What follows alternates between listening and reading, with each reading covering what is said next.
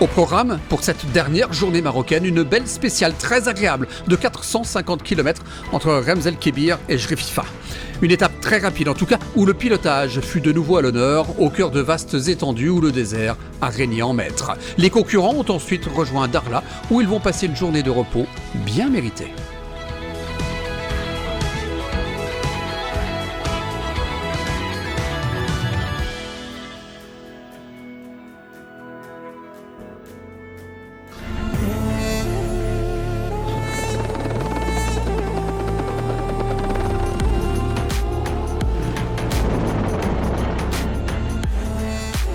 Mais avant de penser repos, il y avait une longue, très longue journée pour les 47 motards au départ.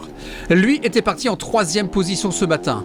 Le double vainqueur du rallye pensait même signer le scratch ce samedi car le tracé était idéal pour Sayama 700 Ténéré. Il a roulé sans rencontrer la moindre difficulté, mais il ne coupe la ligne que finalement en 4e position. En 3e position aujourd'hui, Stefan Zvitko. Le Slovaque a ouvert la piste après sa victoire d'hier, mais il s'est égaré à un passage de gué et a perdu de précieuses minutes pour le traverser. Conséquence, Maurizio Gerini, parti juste derrière lui ce matin, a repris ses 2 minutes de retard concédé hier. L'Italien n'a rencontré aucun problème mécanique, aucune crevaison. Il conserve la tête au général. Mission réussie aujourd'hui pour le producteur d'huile d'olive lorsqu'il ne pilote pas en rallye raid. Aujourd'hui, c'est pas mal. Vraiment, on est allé tous les jours à fond. Les pistes sont très rapides aujourd'hui. Toute la journée, elle était rapide. Seulement, je ne par le kilomètre, on a trouvé tout le monde ensemble. On n'a pas eu de l'eau et on ne peut pas passer. On a fait beaucoup de bordel là-bas. On a cherché tout le monde ensemble en passage. Et après ça, on a mis encore un petit peu de gaz pour aller avant. Et je crois que pour les classifications en général, c'est bon. Et voilà, demain, on repose.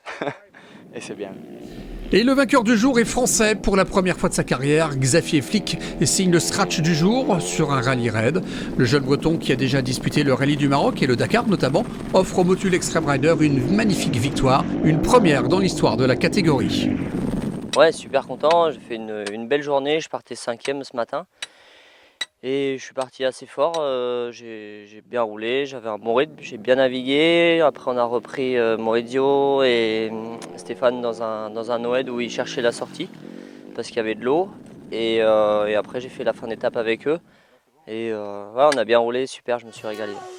On récapitule le classement de cette 5e étape. Victoire de Xavier Flick avec un chrono de 4h26 minutes et 20 secondes. Gerini est 2e à 3 minutes 43. Suivent Zvitko, Boturi, Tares et Ulvalseter.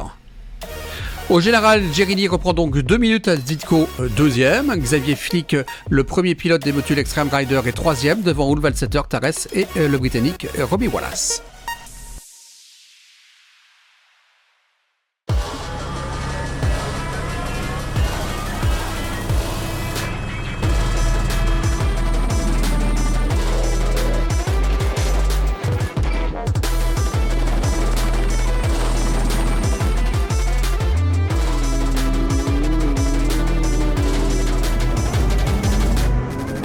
Sur 4 roues, le premier SSV à l'arrivée, celui de Jean Daguerre-Hayek. Le Sénégalais signe son premier scratch en SSV.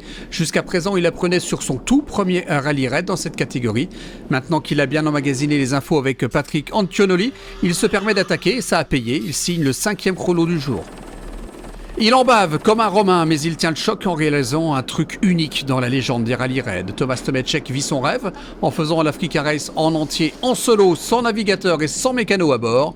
Aujourd'hui, il réalise son meilleur temps en étant 4e. Pour la première fois depuis le départ de Monaco, Imre Varga se positionne sur le podium. Pour la première fois depuis le départ de la Principauté, Imre Varga n'a rencontré aucun problème sur cette spéciale. Alors quand il a la possibilité d'être full gaz, le chrono est là et 3e place donc pour le pilote Toyota aujourd'hui.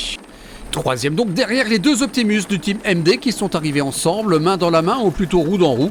Ils ont franchi la ligne avec plus d'une demi-heure d'avance sur l'horaire estimé. Philippe Gosselin et Christophe Crespo se sont bien régalés sur cette étape très roulante avec beaucoup de navigation.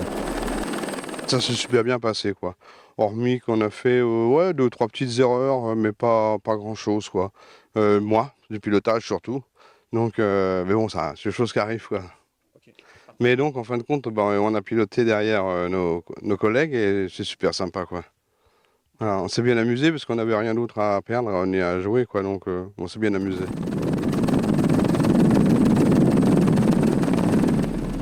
Et pour la 3e fois en 5 étapes depuis le début de la semaine, David Gérard signe le scratch. Dommage pour lui qu'il ait arraché son train avant gauche dans les dunes de la 3e étape. Aujourd'hui, pas de casse, pas de crevaison, une bonne navigation. Bref, un cocktail idéal pour une belle victoire d'étape.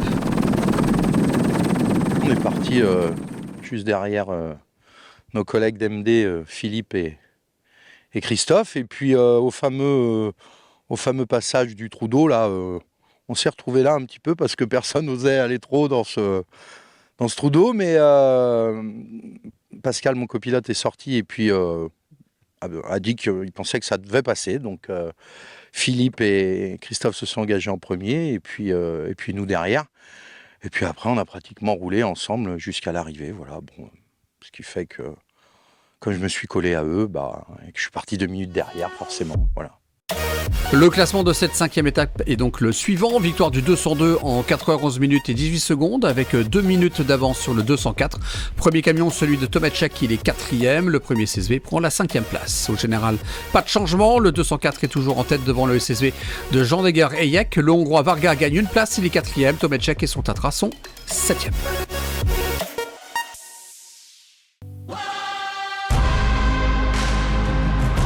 Voilà, c'est tout pour aujourd'hui. Demain, pour la 7e année consécutive, le bivouac sera installé à Darla, en bordure de l'océan Atlantique. La journée sera consacrée à la remise en forme des machines, mais aussi des hommes. Et on se quitte maintenant avec, comme d'habitude, quelques-unes des plus belles images de la journée. See you tomorrow. Ciao.